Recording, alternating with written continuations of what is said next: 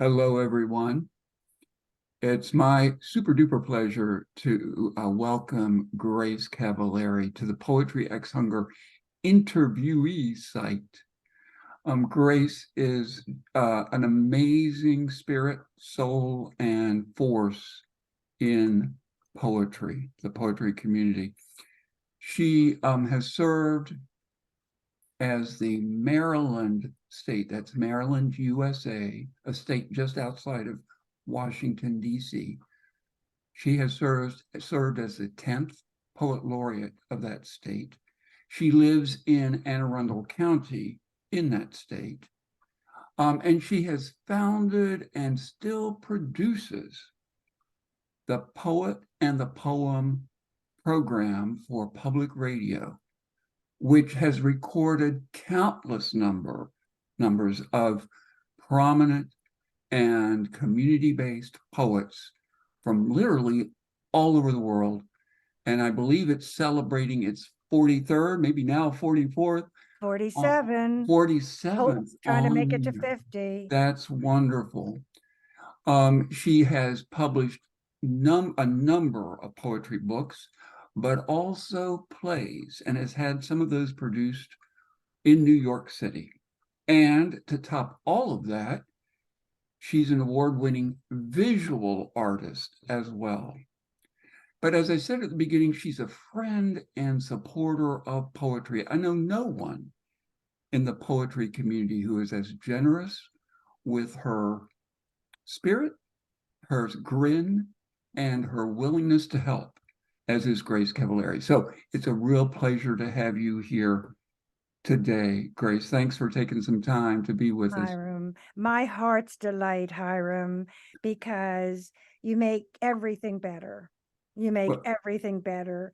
And so just to sit in that gold is just a very healing thing for me to be today. Thank you. You were saying here a few minutes ago that typically you're used to interviewing people. So this time we're going to be interviewing you. And I know I'm on the griddle. I know you are on the griddle, but you'll fry up just very well, I'm sure. Good pancake. So, Grace, I just can't help but wonder, you're such a widely recognized poetry voice and talent and leader. I mean, everyone knows you. And as I said, you're a visual artist as well. So just overall, what do you think the role of the creative arts, poetry, visual arts, maybe others as well, can be in advancing the anti-hunger cause? Perfectly beautiful question. Well, as you know, poetry's role is to report out to the world. And that is because it's the news, as William Carlos Williams says, that is truly the news that never gets old. And so one thing poets do is report out. And all someone has to do is look on Hunger X's site to see all the reports that people have made from all parts of the world about what hunger means. So that's one thing we do as artists.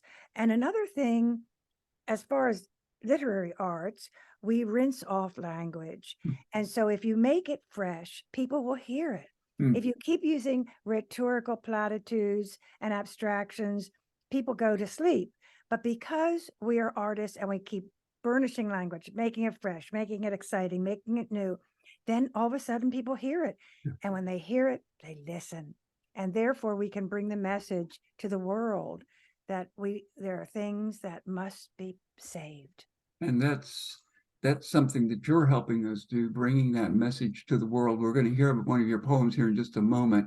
But you're right, making the language fresh so that it touches people's hearts and minds and maybe even purses and wallets, and all for the anti-hunger cause is, I believe, kind of a key role that poetry and the visual arts and the other arts can uniquely play. So I couldn't agree more with you. Let's look back at just a little bit about history, but also looking forward to kind of the diversity of voices now in the poetry community. Long ago, in the early 1800s, in his study of America's democracy, Alex de Tocqueville suggested that, quote, all that relates to the existence of the human race, taken as a whole, its vicissitudes, its future, becomes a very rich mine for poetry. So what do you think, Grace? How does poetry's amazing democracy on show even more today than perhaps it's ever been? The variety, the colors, the voices, the tones. How does all of that democracy of poetry contribute to the power of poetry as an anti-hunger tool? That's a really a fascinating question, which we could write some essays about. It's so broad and rich and deep. But I think just quickly, it seems to me that poetry, language is a reflection of culture, and language is what keeps civilization afloat. Because do we not have elevated language, we'd all be walking around in the mud like three-dimensional creatures grunting. So civilization is based on pillars of thought. And if we did not have all of the pillars there, it would sink. If we just had the Caucasian pillar there, if we just had the Native American pillar there, if we just had one or two, how could we stay afloat? But if we have all the shining pillars together upholding civilization, well, then that's how we keep going. And there were Absolutely. times in history when that was not so. No, that's And right. they were dark, the dark ages, for one thing. And you can see that civilization suffers when all hands are not respected One and all thing I've hands are noticed, not on deck. no, on not or not on deck, I couldn't agree more. One thing I've noticed too is the power of young voices to grab attention and make a difference. And so we are working big time in Poetry X Hunger to enlist the help of young poets from around the world to contribute their poetry as part of that diversity of voices to the anti-hunger cause. So, Grace, I think it's time if you'd have a poem, one of the ones that occurs or is published on the Poetry X Hunger website, if you'd be willing to grace us with reading that poem, that would be wonderful. It's an honor to be on that website, and everyone should go. The list of names is on the right message board, and all you has to do is click a name and get a feast. This is called Fried Tomatoes, and I was raised in the 1930s when mothers didn't always drive a car, and especially children of immigrants. So it shows what life was like then in my kitchen, and it's called Fried Tomatoes. My mother didn't drive a car, and so my father would leave her money for the week, and she'd have to walk for groceries and couldn't always manage. But if an unexpected visitor dropped in, she always had tomatoes.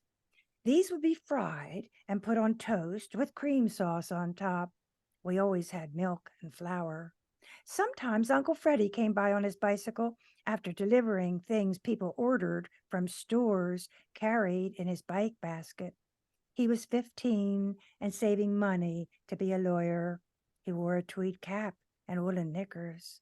Uncle Freddie died last week at 101. Mm-hmm. If my mother was surprised by her brother, she would fry up some tomatoes. When I walked home from school for lunch and she served them, I knew she wasn't able to walk up to the store. And today, when I opened the refrigerator after 2 weeks away and just out of bed with the flu, I saw 2 fat tomatoes alone on the shelf. I always have tomatoes.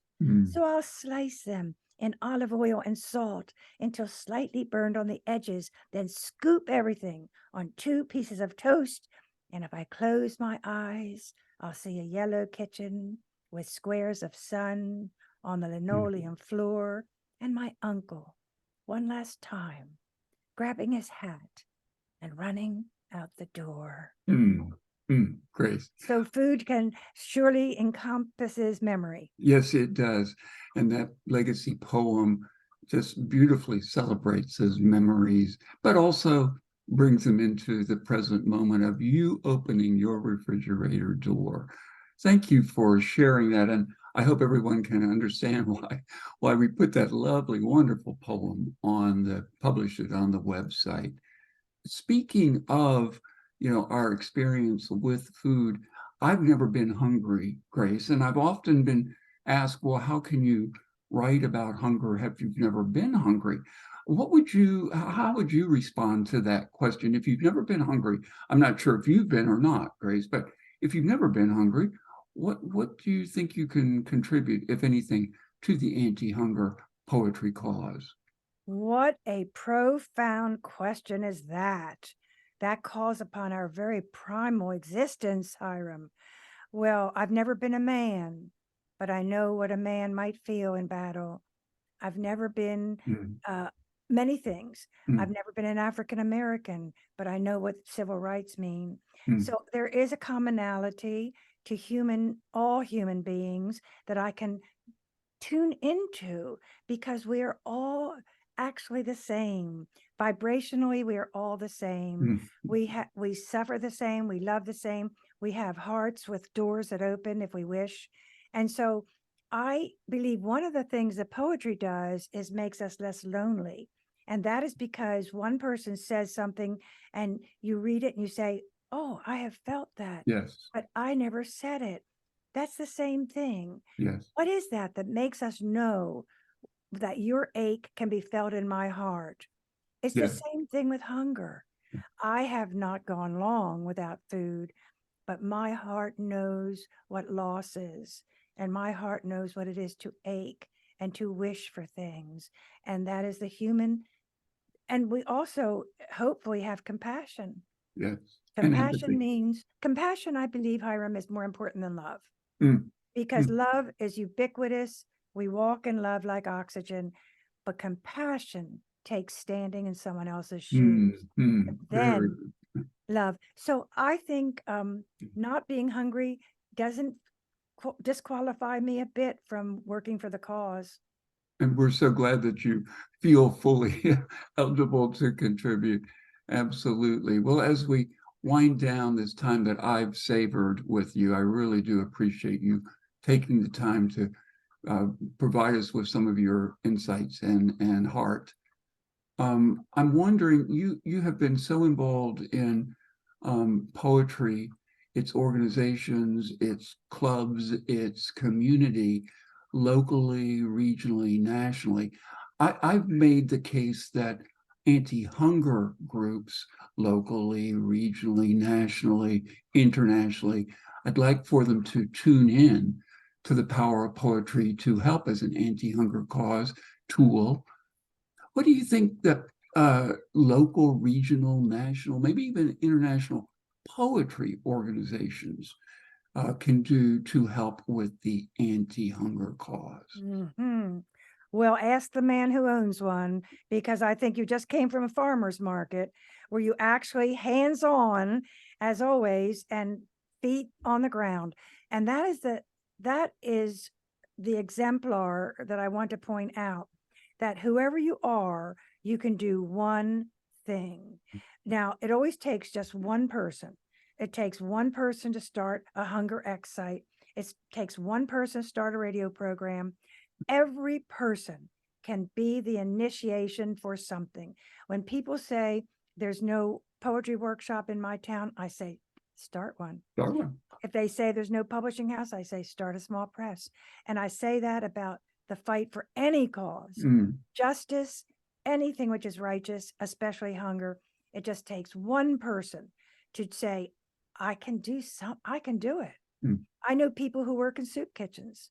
And mhm, I know people that just give their Wednesdays to that. And that is a very discreet thing to do. It's a very singular thing to do.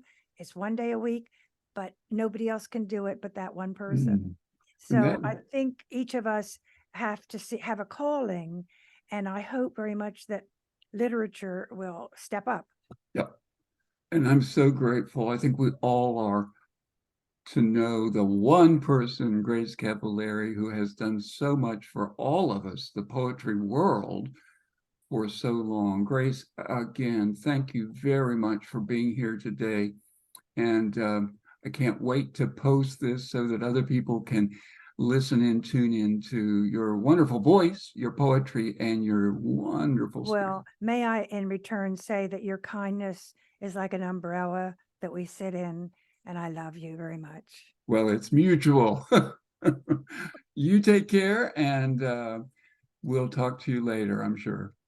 Thank you, You. Hiram. Bye-bye.